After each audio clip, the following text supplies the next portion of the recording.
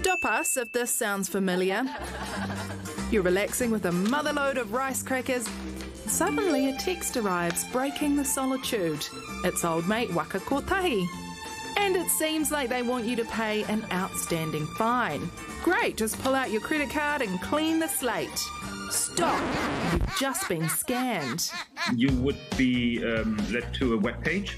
And in most cases, that webpage will then ask you your personal details. It might even ask you to call a call center where they then try to sell you something to get your credit card information. This scam has been doing the rounds since last year, and it's duped a lot of people, some losing a substantial amount of money. We do see on a daily basis many scam attempts. So is it NZTA or your bank, NZ Post? So it's always that the scammers try to send you something that you are connected to. So how do I know when I'm being scammed or not? If the website asks for my personal information, would I give this information to someone on the road? So if I would be walking the, Auckland CBD and someone asked me for my address, I would be very hesitant. And the same hesitation should be shown on websites as well. But if we're inundated by scams, why can't the authorities shut them down? Yeah, so let's ask John Michael from the Department of Internal Affairs. John, apparently 2022 was something of a mast year for scammers. How's 2023 looking? Look, sadly, 2023 is not looking too good for the New Zealand public and pretty good for scammers. Since November 2022, we've had 140,000 reports of scams coming through to our 7726 reporting line. Okay, I've seen on your website that you're asking for the scammers to hand themselves in. It's worth a shot, I guess. Is that working?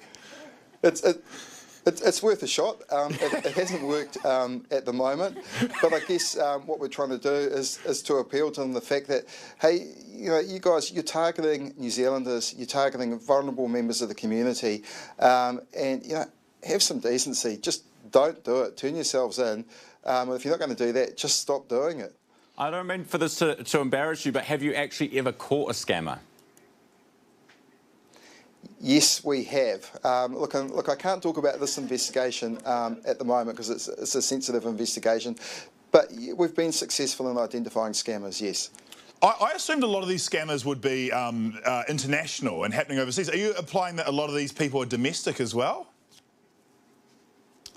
There's definitely a mix of domestic and international for sure, and that's the focus of our investigation at the moment. We're working with police and mobile network operators to try and identify the New Zealanders involved in this. So if I have been scammed, is there any recourse for me to get my money back? Look, that's probably a better question for the banks, but what I'd say is if you've lost money, the first thing you should do is report it to the bank and to the police as well. That's your best opportunity or your best chance, I should say, to get your money back. John, you're the expert here, but have you ever been scammed? Look, I'd like to say no, and I will say no. But here's the thing, I've received a number of text messages, as have other people that I know. But I guess, look, it's a really good question because what it points to is, we live in a society at the moment where we're heavily connected digitally. I mean, everyone's got a mobile phone, young children have mobile devices. We're bombarded with information all the time. Your phone goes off, the first thing you do is look at it and click on your message. And what we're trying to say is, just don't go that step further and click on the link. If things look suspicious, just don't click. If it's from IRD or from NZ Post, call them to see if it's a legitimate message or not. Well, John, thank you very much for speaking to us tonight. You're most welcome. Take care.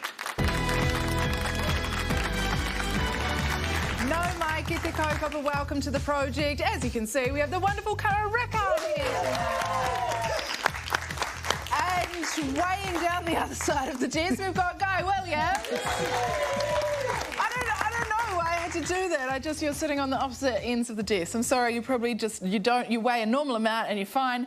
And he is a lot heavier. I'm also not fine. And Ryan Bridge is staying up extra late for us tonight.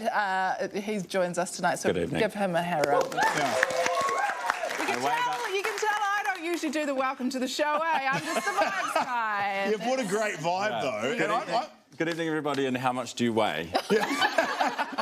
Sorry, Air New Zealand. I've been on the show many times and I've never actually been an expert until now because I've been scammed so many times. I've done I'll type my bank account into anything. It pretends to be the bank, pretends to be online pornography. I don't care. I'm putting my details in there. I always get scammed. I'm one of the smartest guys I know. So I think it's important to get it out there that, like, everyone gets scammed. It's not just your grandma.